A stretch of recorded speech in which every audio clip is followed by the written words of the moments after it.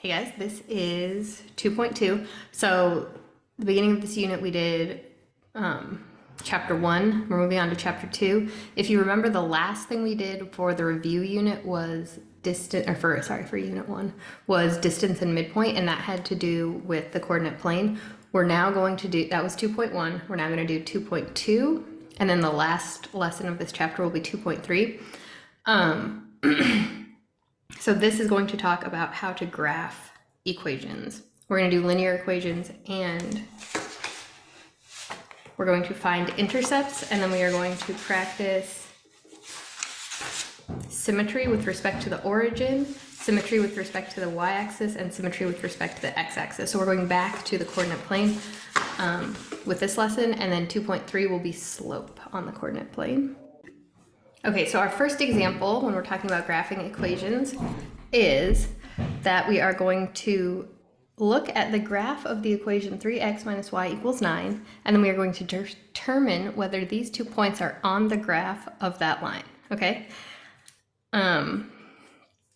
This says any values that satisfy the equation are points on the graph of the equation. So satisfy means makes a true statement. So we want 3x minus y equals 9. What number x and what number y can we put here that will make this side equal this side? Okay, so we can do that algebraically, right? We can put in, we know that this is the x and this is our y. So we can put in a 3 here and a 2 here and say, is this side truly 9, I guess? Is this side, does this side equal this side, right? And same here, 2 is our x, negative 3 is our y. So in this case, 3 is our x, and 2 is our y. This is where Desmos starts coming in very handy, because not only can you do it algebraically, you can also do it by graphing that line and then graphing those 2 points and just saying, are those points on the line of that graph? So 3x minus y equals 9 is a place on the xy axis. It's a line. It goes on forever, so no matter how far you zoom out on this map, your line continues. No matter how far you zoom in to like 0.000001, you can find a value on this graph. So the graph crosses the x-axis at 3, 0, but we can also find out what the value is when y is 2, when y is 2, x is 3.6 something, right? So there are infinitely many answers to the problem 3x minus y equals 9, and those are all of the possible answers. All the possible answers make a straight line on the xy coordinate plane. Okay, so what I did, sorry, I don't know how every time I start making a video I also start sneezing. So what I did is I took that equation 3x minus y equals 9, put it into the graph, it's the red line, and then I also graphed the point 3, 2, so when x is 3, y is 2, that's right here, and when x is 2, y is negative 3, that's right here. One of those satisfies the equation, the other does not.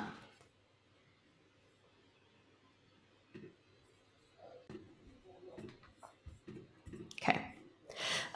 We can see that the 2, negative 3 satisfies the equation, the 3, 2 does not, and then we can also check that on algebraically on our paper, just doing math. So we said 3, it looks like 3, 2 does not satisfy, but 2, negative 3 does satisfy. So let's go back to the paper.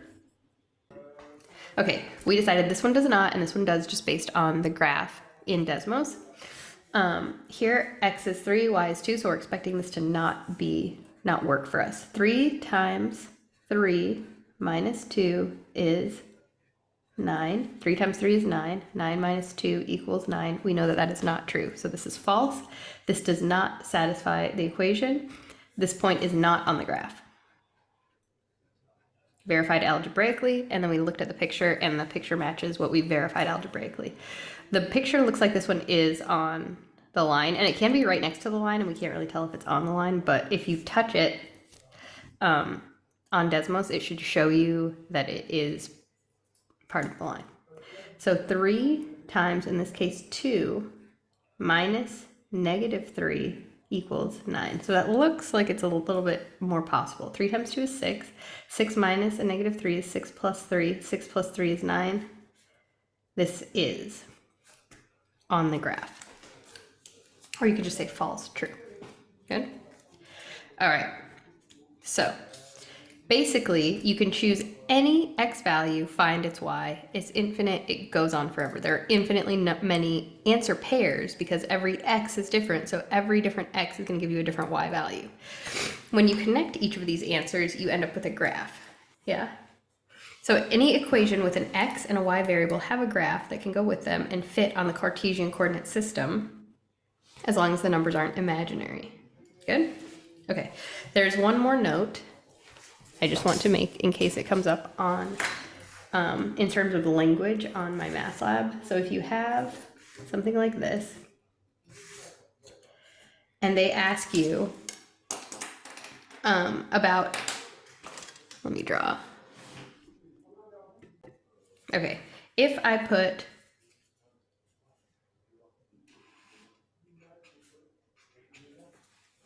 there is a line, okay? It'll ask what are the x-intercepts? This is going to be the x-intercept. Maybe it's x is -2, and here's the y-intercept. Maybe the y is 3, okay? There's also, it could come up in Desmos that, or sorry, in my math lab, I get those confused all the time. You have this guy like that, and they ask you what is the x-interval, okay? So here the x-intercept would be -2. X-intercept is -2. Here you're going from maybe 1, 2, 3. This is going to be called the x-interval. And the way they write it is between 0 and 2. Like what we were doing with 1.5. Good? So you're writing, it crosses the x here, it crosses the x-axis only at -2 and then moves off the x-axis. Here it starts the x-axis at 0, or sorry, at 1 and ends at +3. So we're starting at 1 and we're ending at 3, so it's an interval. It includes 1 and it includes 3, and it goes between 1 and 3. So I just want that to be clear if it comes up in the homework and you don't understand the difference between an intercept. I should write the whole word. Intercept, or what they want, or how they want you to write it. X-intercept is just going to be one number, but if it crosses for longer than one number, it's going to be an interval, and so you need to write it like we would write greater than or less than on the number line. Okay, let's talk about and practice graphing. So this says graph the equation y equals -3x plus 3. Of course, you can just go to Desmos with it. What was it? It was y equals -3x plus 3, right? And then when you look at that, you can see when x is 1, y is 0. When x is 0, y is 3, and we can keep following it. When x is -1, y is 6. When x is -2, y is 9, and it kind of follows, right? But if you wanted to graph it by hand, what you want to do is find small, I like to keep close to 0, small x values, plug those into your equation, and then solve it for y so that you have an x and a y. Okay, so that's what we're doing. We are making a graph, and we're going to graph something by hand.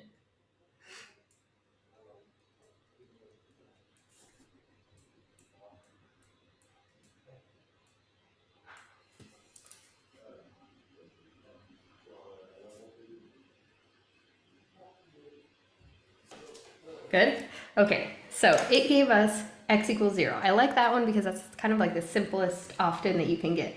So here we said y equals 3 times, or sorry, negative 3.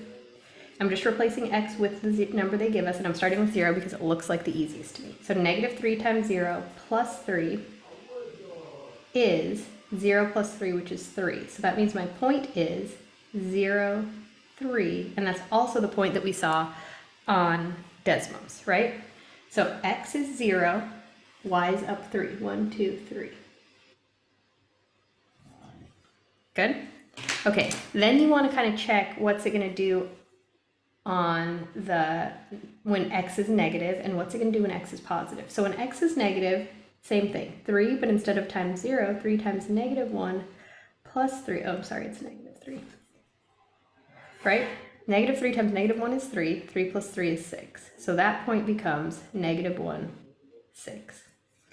Negative 1, 6 is right here. And then what's it going to do over here?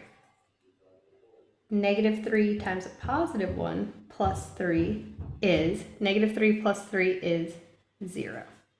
So that's going to be the point 1, 0 here. And because this is a linear equation, remember linear means that the x is only being raised to the first power, okay? Linear equations don't have exponents higher than the number 1. So this is y to the power of 1 and x to the power of 1. I know it's a linear equation and I have 3 points, 2 points even, would give you enough information to complete complete the line of a linear equation, but you're also welcome to keep going just to make sure.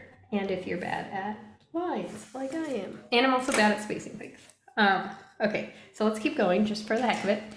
Negative 2. So this would be negative 3 times negative 2 plus 3.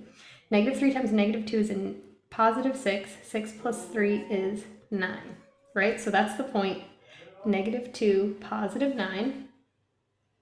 And we're kind of seeing that it is going to continue to go to the left 1 and up 3. To the left 1, up 3, to the left 1, up 3, or right 1, down 3, right 1, down 3, right 1, down 3. Okay, we'll talk about slope in the next lesson. Last one, we will do positive 2. Negative 3 times positive 2 plus 3. Negative 6 plus 3 is negative 3. So that would be 2, negative 3. Somehow got that one on the line, I think. Good? So all of that tracks. These are each of your points. That's negative 2, 9. That's negative 1, 6. That's 0, 3. That's 1, 0. And that's 2, negative 3. The equation is graphed. What about if it's no longer linear? X is now squared, okay? It's helpful to just know what the graph of x squared looks like. And we don't even need to put y equals. You can just put x squared. The x squared is going to make you a parabola. It might open facing up. It could also open facing down if it's a negative x squared, okay? And then as you add things to it,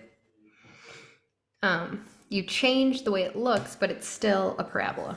So you can change where it is, you can change the width of it or the narrowness of it, but that's what that's what the graph of x squared looks like. This one is, they're saying 1/2 x squared. So that's what the graph of 1/2 x squared looks like. That means here, I'm only going to use my positive numbers, right?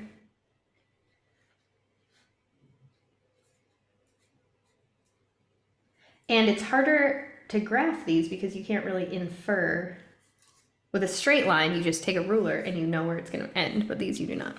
So again with 0, y equals 1/2 times 0 squared. 0 squared is 0, 1/2 times 0 is 0. So when x is 0, y is 0. That's where we're starting. Positive 1, so we're going to have 1/2 times 1 squared. 1 squared is just 1. 1 times 1/2 is 1/2. So this point is 1 on the x, 1/2 or 0.5 on the y. Good. 2, 1/2 times 2 squared is, 2 squared is 4, so half, you're basically taking 4, multiplying it by 1, dividing by 2. So half of 4 is 2. So 2x is going to be 2y.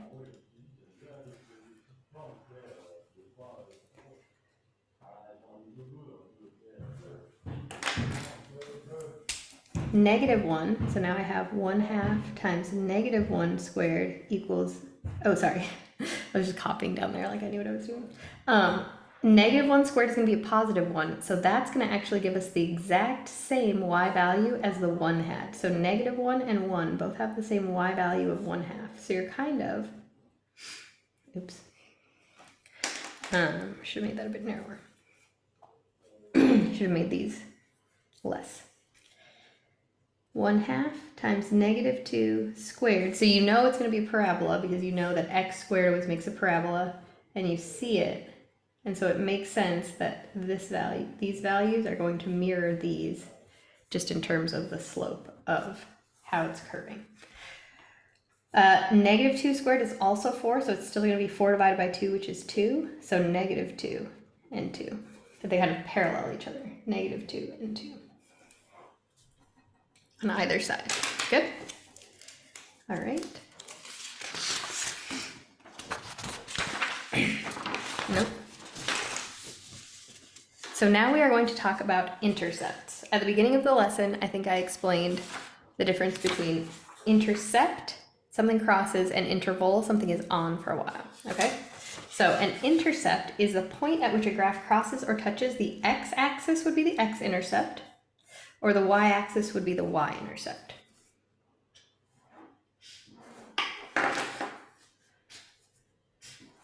Good?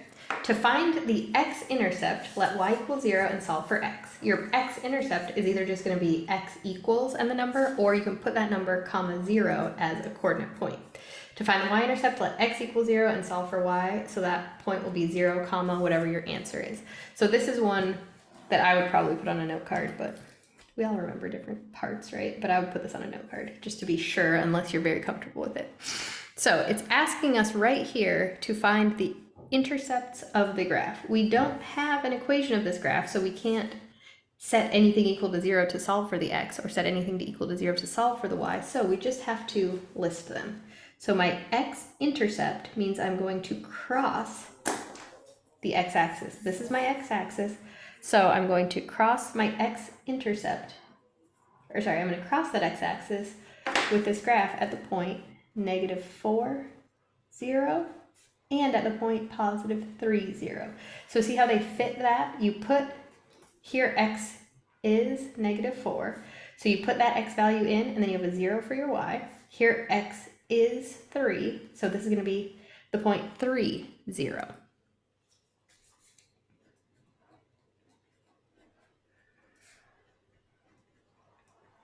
Either of those are fine if they're asking you for an x-intercept. The coordinate point is fine, and the x equals is fine. Good? Y-intercept is the only place it's going to cross the y-axis. 0, -3. So 0 and then whatever your y value is. We would not say this is x equals -3. We would say this is y equals -3 for my y-intercept. Okay. How to apply this algebraically is you can graph it, okay? Or what is our rule? Our rule is to find the x-intercept. So here's how I would write it on a graph, on a note card. X-intercept, y equals 0, and then I would solve. Y-intercept, y equals 0, and then I would just solve, okay? So here we go. And again, you're welcome to not even do this. Just go straight here and say x squared minus 9, I see it, -3, 0, 3, 0, and 0, -9.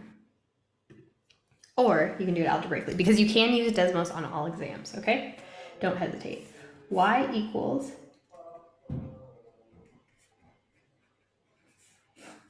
y equals x squared minus 9. So that means 0 equals x squared minus 9. Now bring back all of your skills for solving for x, okay? We're subtracting 9. We want x alone, so we're going to add 9. Add 9. 9 equals x squared.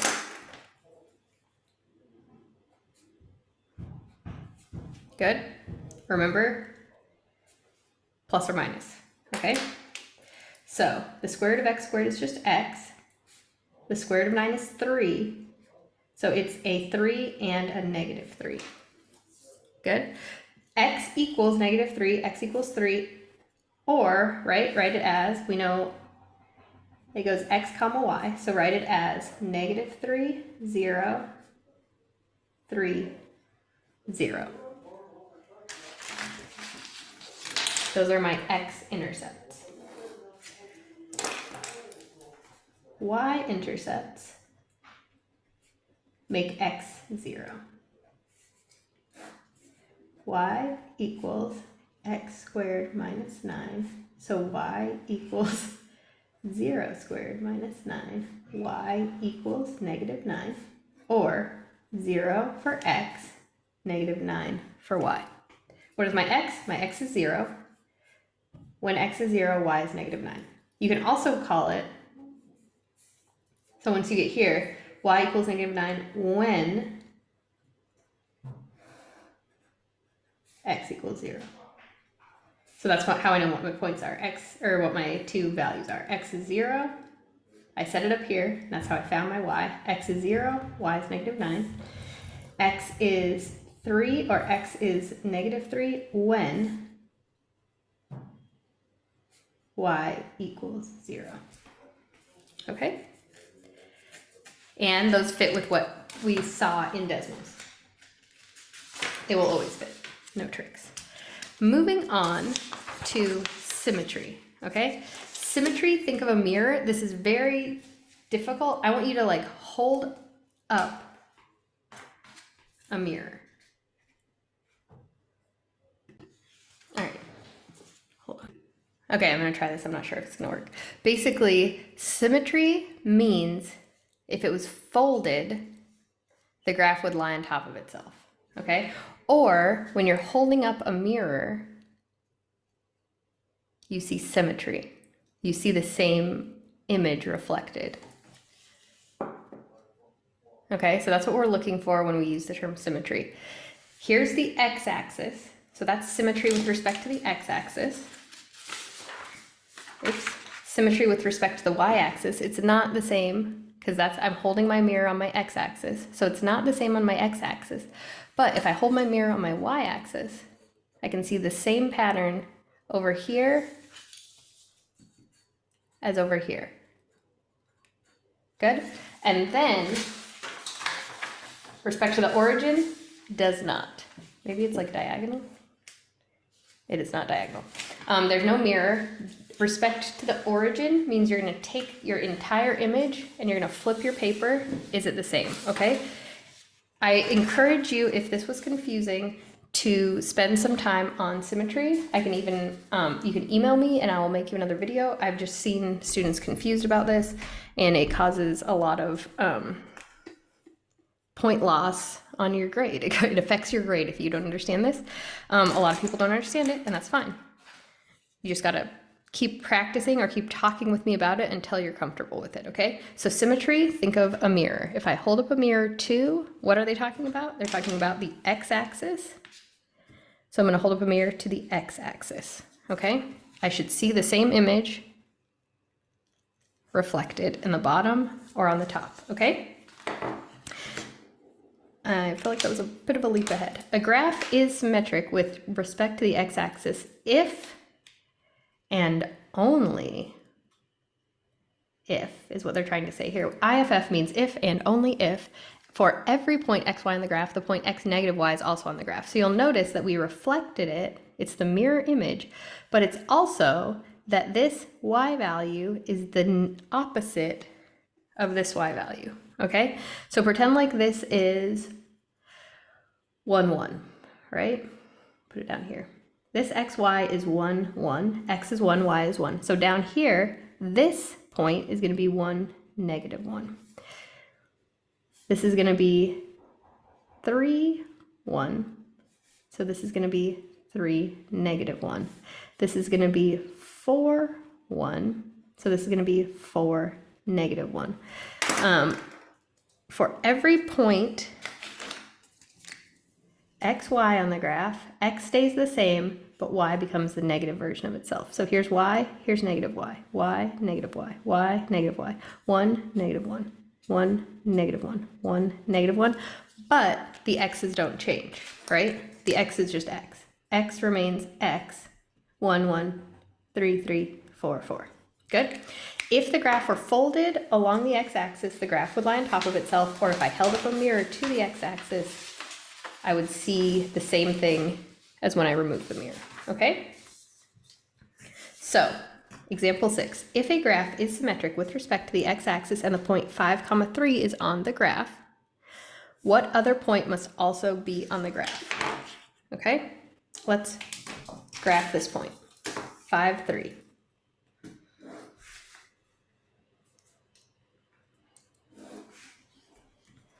One, 2, 3. 1, 2, 3, 4, 5. If I go up 3, I'm going to need to go down 3. 1, 2, 3. Okay? Out 5 on x, up 3 on y. Here's the point 5, 3.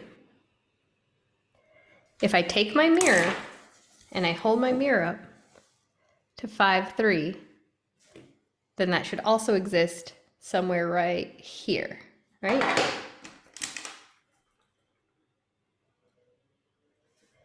If that's out 5, up 3, this is going to be out 5, down 3. We did not change where our x value is, we only changed y the same distance from the x axis, right? So they're both 3 away, one went up 3, the other went down 3. Good? And then if you look at it algebraically, xy becomes negative y. So here we have 5, 3. It becomes 5, -3, because the opposite of 3 is -3.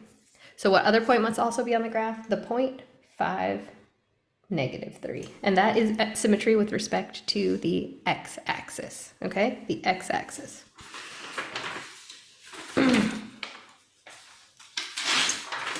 Symmetry with respect to the y-axis, if and only if for every point xy on the graph, the point -xy is also on the graph, okay? So again, we're holding up our mirror like this time, and we see it reflected. It's a different color, but there should be a point right, it should touch again on the x-axis here, and it does if I had better aim, right? Okay, if the graph were folded along the y-axis, the graph would lie on top of itself. If a graph is symmetric, oh, okay, so let's talk a little bit more. Here's 0, 0, that's just the middle. Here's the point xy. What do we think this x is? Maybe this x is 3, this y is 1, right? What is this one going to be? This is going to be -3, 1. This one's going to be -4, 2, right? So that's 3, 1. This is 4, 2. My x's are opposite, my y's are the same this time. So my y is the same, y doesn't change. Here it's 2, here it's 2, here it's 1, here it's 1, but my x's change this time. X becomes -x, so 4 becomes -4, 3 becomes -3. Good? Or -3 becomes 3. We keep the opposite x value this time. So we have that same 5, 3, and now they're asking us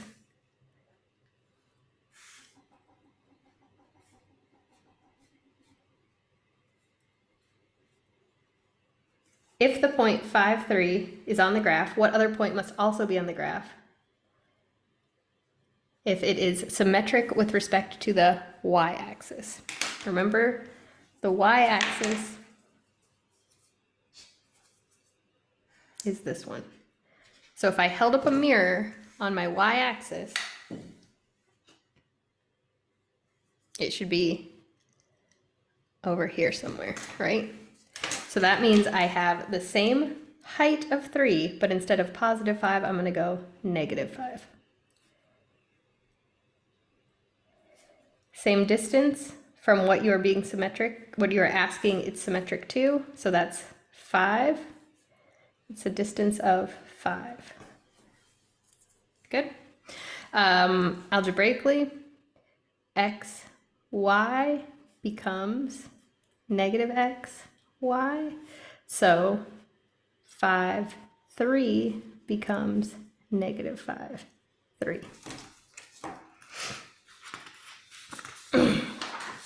Symmetry with respect to the origin, we looked at it, but it is different, okay?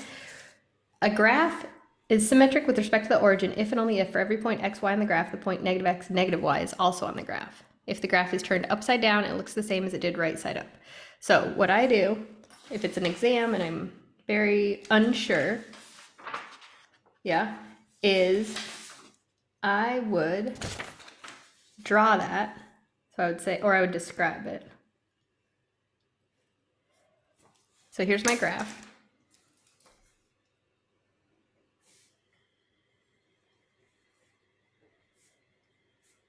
I would draw it or I would describe it. It comes up and touches the x-axis, loops down, crosses the intercept, comes up, goes down and touches the x-axis again, and then starts moving up.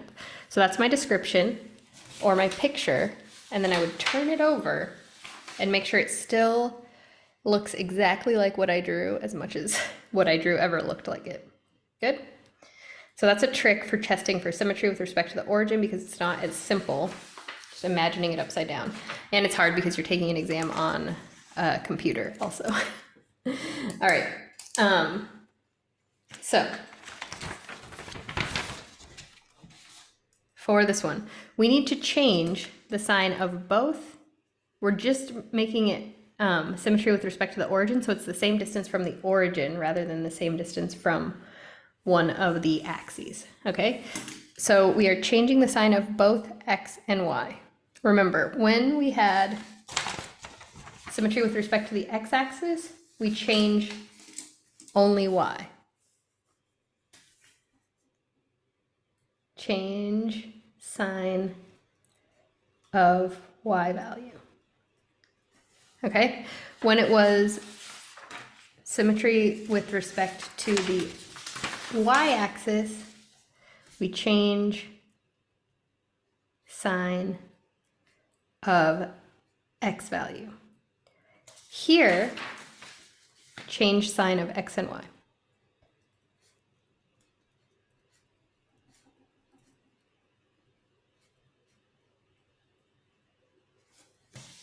Good?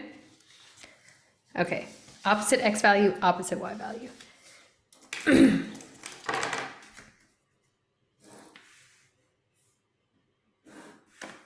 Here's 5, 3. If I turned it all the way upside down, right? It was in the upper right-hand corner. I still want it to be in the upper right-hand corner. I went on the x-axis, I went 5. So on this x-axis, I'm going to go negative 5. I went on the y-axis 3. So on this y-axis, I'm going to go negative 3. Or xy becomes negative x, negative y. So 5, 3 becomes negative 5, negative 3. Good? What other point must also be on the graph? Negative 5 and negative 3 must also be on the graph. Okay? Now you can also test for symmetry algebraically. It's very complicated. What you want to do to test the graph of an equation for symmetry with respect to the x-axis is you replace y with a negative y, simplify it. If you get the same answer, so it's okay that y is negative, and you get the same answer, then it is symmetric. If it's not the same answer or the same equation as you had originally, then it's not symmetric, okay? To test for symmetry on the y-axis, replace x with negative x and simplify. To test for the origin, replace the x and y with negative x and negative y and simplify. So that's basically what we were doing when we were graphing it, right? We said symmetric with respect to the origin, xy becomes negative x, negative y. Symmetry with respect to y-axis, xy becomes negative xy. And symmetry with respect to the x-axis, we said was xy, x, negative y. Good? So, x-axis, when you're testing for symmetry for the x-axis, x, y becomes x, negative y. It is symmetric. Yeah? For the y-axis,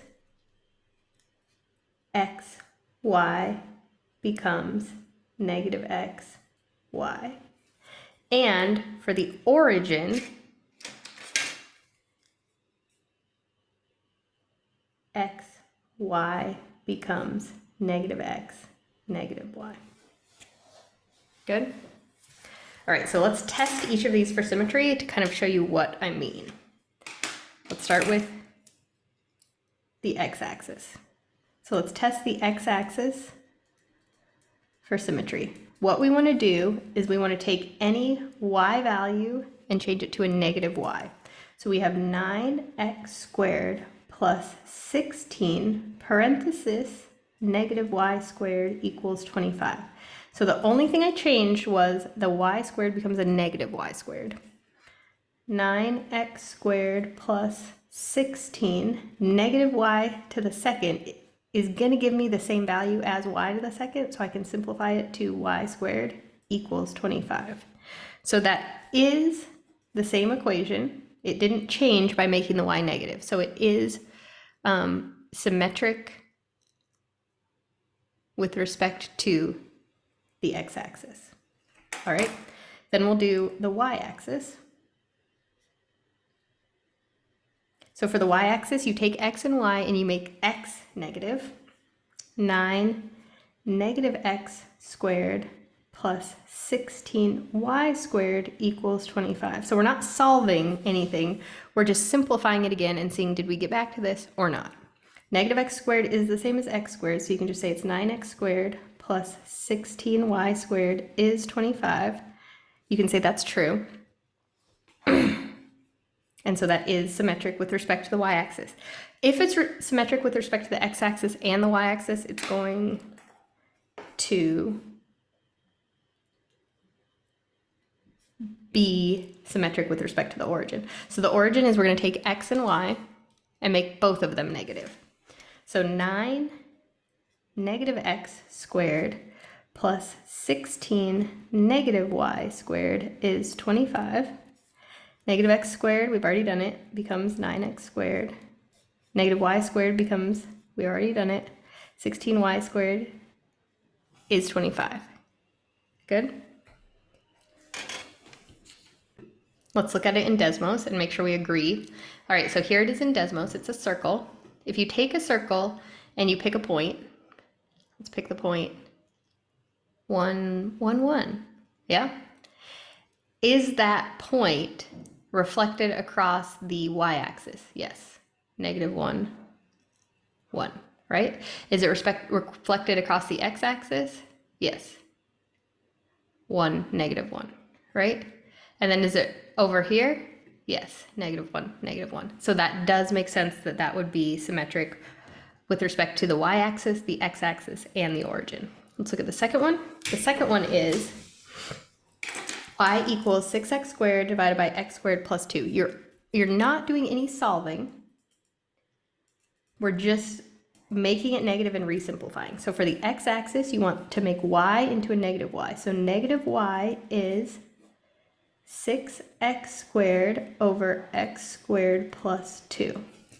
Is that the same? That is not the same, right? Making all of this equal to y is not the same as making all of this equal to negative y. So it is not symmetric with respect to the x-axis. Let's look at the y-axis. For the y-axis, you have x, y, you're making the x negative, okay? So my y is positive, 6 negative x squared over negative x squared plus 2. 6 times negative x squared is the same as 6x squared. You're going to get the same answer whether this is a negative x or a positive x, right? So we can just say it's an x squared. So this one is symmetric with respect to the y-axis. It is not symmetric with respect to the x-axis. And remember that the origin is going to follow that the origin will only be true if both of these are true. The x-axis is not true, so the origin is not going to be true, but let's just try it. So take x, y, and change the sign of both of them. So negative y is equal to 6 times negative x squared over negative x squared plus 2. Good? So that'll be negative y equals 6x squared over x squared plus 2. That is not the same equation as we had up here. Okay? So it is only symmetric with respect to the y-axis.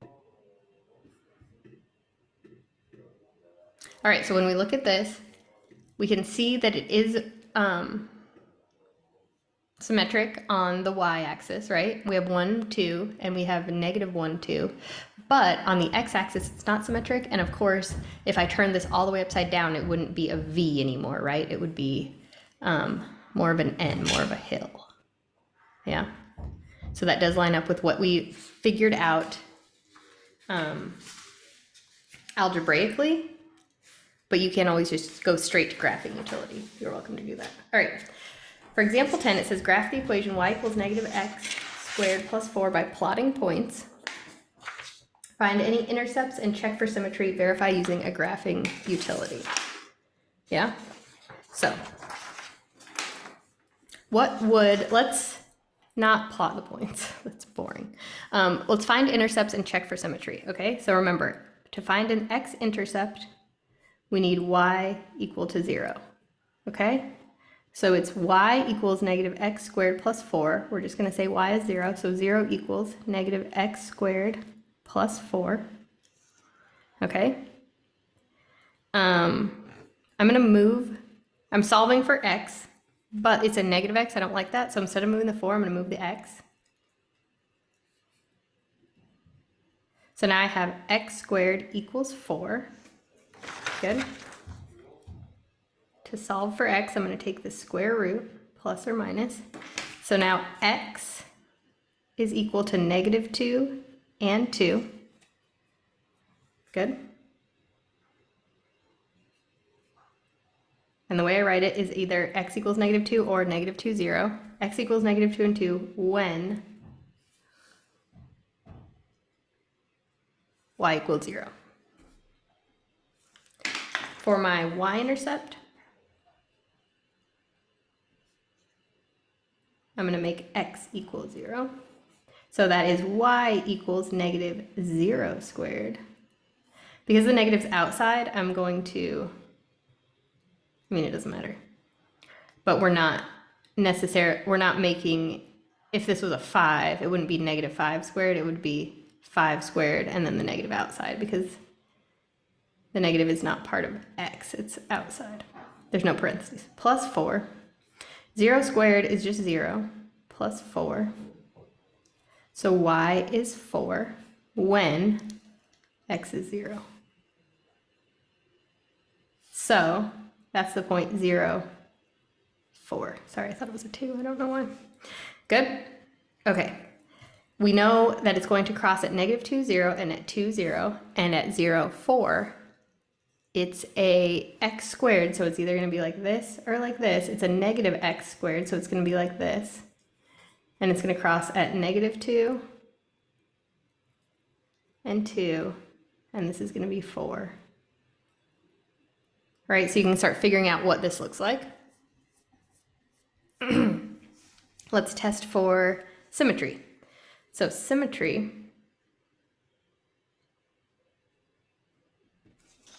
for the x-axis, axis. symmetry along the x-axis means xy becomes x negative y, right?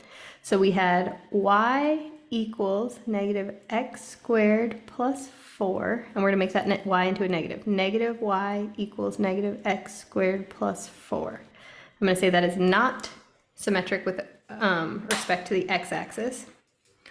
Y-axis, you have your x and your y, and you're going to change your x to negative. Good? So we have y equals negative x squared plus 4 becomes y equals negative x squared plus 4. But negative x squared is the same as x squared, so that does work.